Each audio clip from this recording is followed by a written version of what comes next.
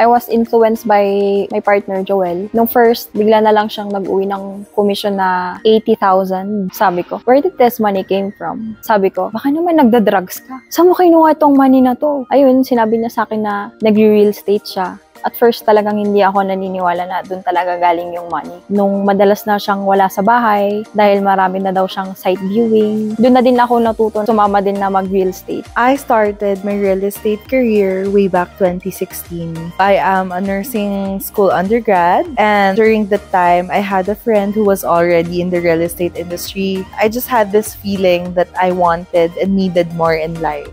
She invited me to one of the orientations with this big corporation from Manila. I joined as a property consultant for that company.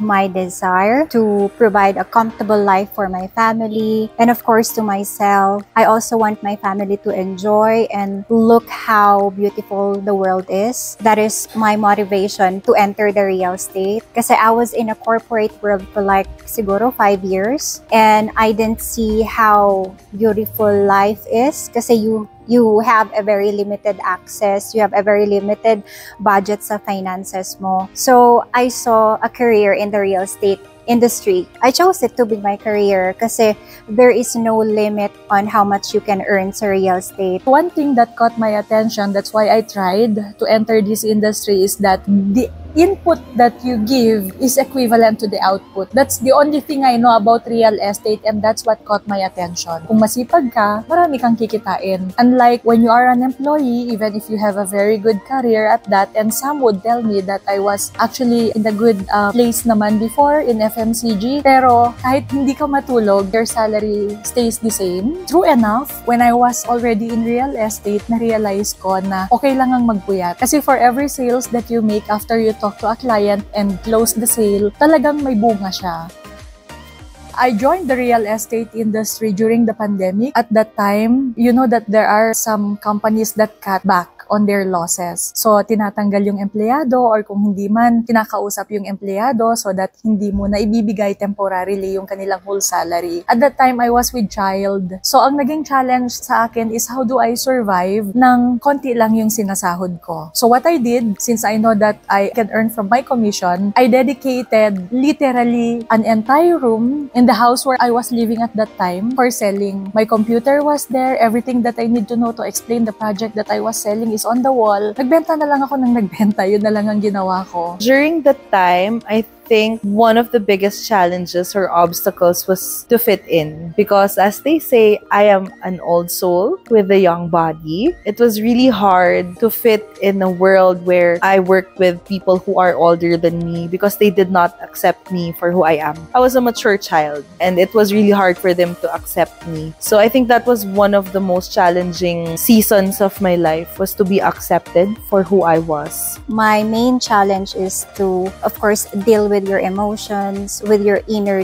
demons. It's hard to be emotionally consistent, and because hindi ka consistent sa emotion mo, it hinders you to be consistent in your career. When you wake up in the morning, diba, sometimes you feel lazy, you feel demotivated. So it's really up to you on how to handle those emotions para bumangon muli. And of course, in order for me to do that, I always go back to zero. Why am I doing this? And I already converted that challenge into a strength right now. When we was starting talaga sa real estate, meron kaming computer shop, and at the same time, syempre nagsastart pa rin kami as a family. So, we need to be independent kasi family na kami, hindi na kami pwedeng makitira to my parents. So, dun sa bahay namin na tinitirahan namin, dun din kami nagsimulang mag-real estate. Pandemic pa yun eh. Wala kaming makain dati. Yung natutulugan namin may mga ipis-ipis pa talaga. Hindi mo mai-imagine na matutulugan namin yun as a family. Tapos may baby pa kami. My second child. Posting lang kami ng posting until nagtuloy-tuloy kami. And then, nakapagpatayo naman kami ng bahay. Which is, proud ako sa pagiging real estate agent. Hindi naman palagi na, you know, you have money syempre, gagastos ka din ng gas. Pagkain, minsan magpapakain ka pa ng client. Tapos minsan ang makukomission mo, yun lang din yung pinanggastos mo sa lahat na yun. Just keep on going kasi meron yung time na may darating na mas malaki pa and mas rewarding. My proudest achievement is it helped my family a lot. My personal and professional transformation to enter into this high vibrational era.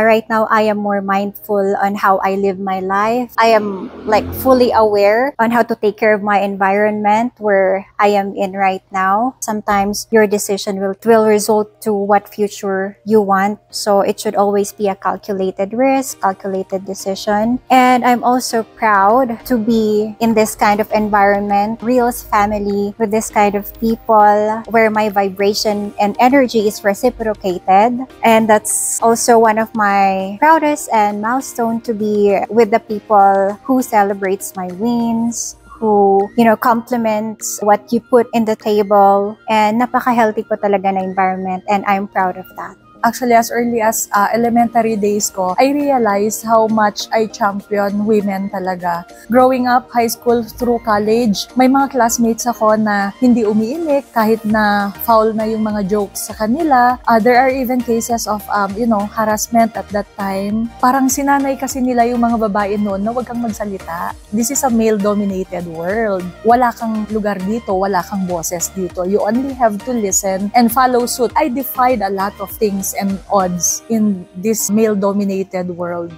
especially when I was working. I realized early on na karamihan ng mga managers sa company are males. So, hanggang dito ba naman, hanggang ngayon?